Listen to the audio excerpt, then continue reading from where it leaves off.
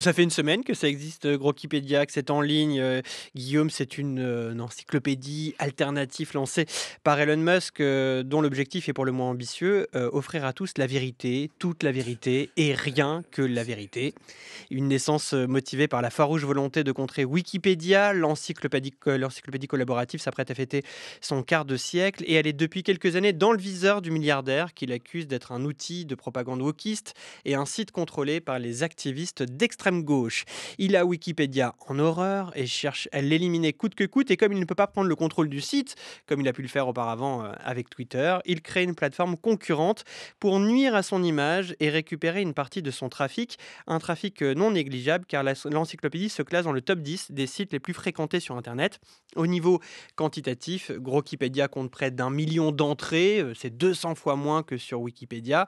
Le contenu est issu du modèle de langage Grok, qui est conçu par l'entreprise d'Elon Musk, d'où son nom Grokipédia.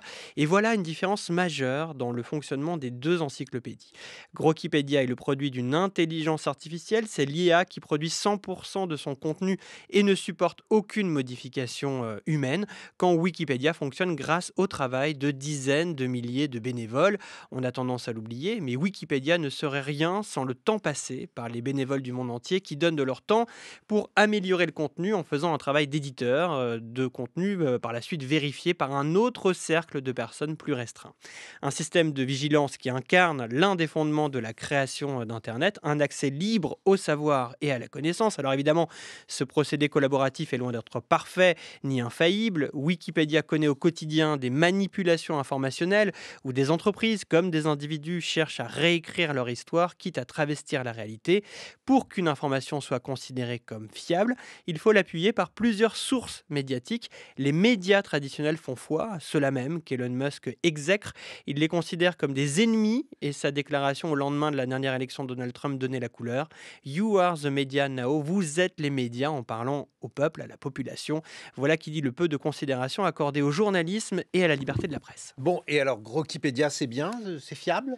Alors, plusieurs études comparatives avec Wikipédia ont déjà été réalisées là, ces derniers jours, et sans surprise, Grokipédia délivre une information biaisée et reflète l'idéologie ultra-conservatrice de son fondateur. Par exemple, Grokipédia minimise largement les violences provoquées par l'assaut du Capitole. La condamnation de Trump pour agression sexuelle est éludée de sa page, tout comme d'ailleurs les nombreuses frasques d'Elon Musk. Autre indicateur, le mouvement Black Lives Matter, créé pour pointer les violences policières à l'encontre des Afro-Américains, est présenté de manière défavorable et la mort de George Floyd, asphyxié par un policier, est totalement édulcorée. Je pourrais ainsi multiplier les exemples. Après X et Grok, cette encyclopédie maison est un moyen supplémentaire pour Elon Musk de propager ses idées dans l'espace numérique informationnel.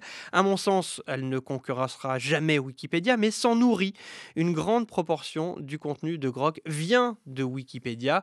Grokipédia distille le doute et nuit donc de manière organique à Wikipédia.